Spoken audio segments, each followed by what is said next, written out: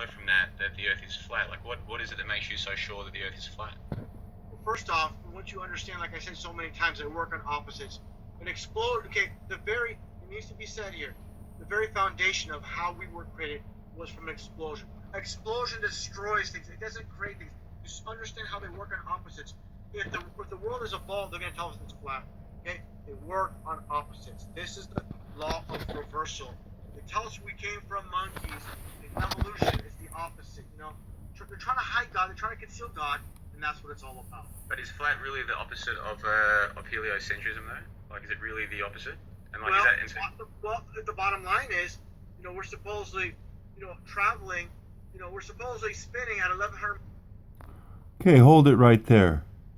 So the opposite of a ball is flat? No. The opposite of a ball is your inside of the ball.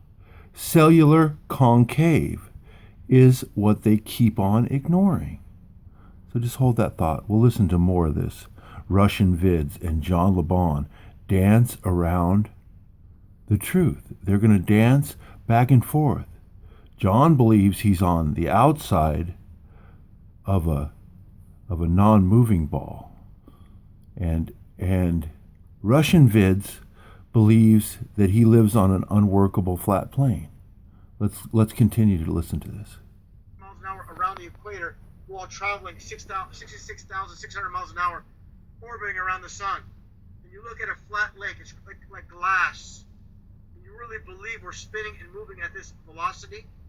Talking about that's the problem. That's the problem with heliocentrism. We both agree about that, but it doesn't. Just because heliocentrism is a lie doesn't mean that the Earth is flat. You know what I mean? Like, you've still got to deal with like just physical realities, like the South Celestial star rotation or flights between Australia and South America. Just because we're not on a giant spinning ball going around the sun, it doesn't mean you can just ignore things like the flights and the stars. I understand that, but I believe that's due to perspective. It's like this. Imagine you're an ant. Just as a I understand that, but come on. Can we get a decent answer? Can we get a decent answer about what happens down here in Australia? The opposite rotation of the stars? Let's continue with this. Hang on.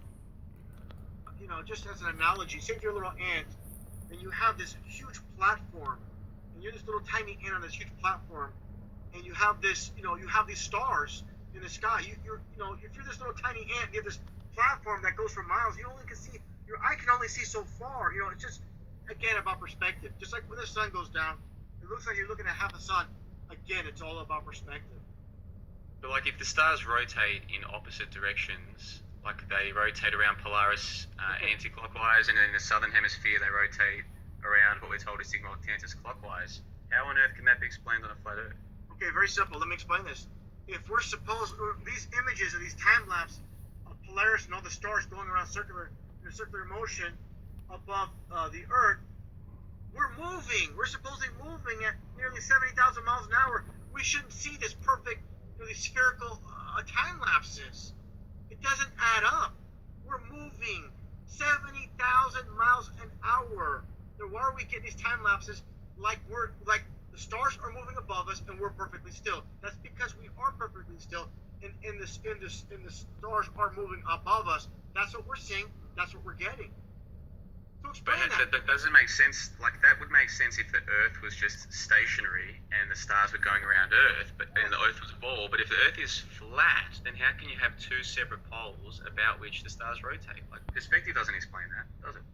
No, it's all about perspective. There's only one pole, and that's the North Magnetic Pole. One the pole. South Pole. It's not Antarctica. It's an ice ring around. It's an ice rim. Around this world. How? Listen. How? Listen. Duplicate a model. Listen, Jack. Of water sticking to the bottom of a ball. Duplicate that. I can easily get a dish and duplicate the flat Earth on a plate, on a platter. Hold it right there. I can duplicate that. Cellular, concave, truth. The third answer. Go check it, please. What is going on? Okay, here, let's listen some more. For water, you cannot duplicate water. Trillions of gallons of water. Explain this. Gravity. All those clouds with all those tons and tons of water in these clouds. Why isn't gravity pulling down the clouds? Why can butterflies take off?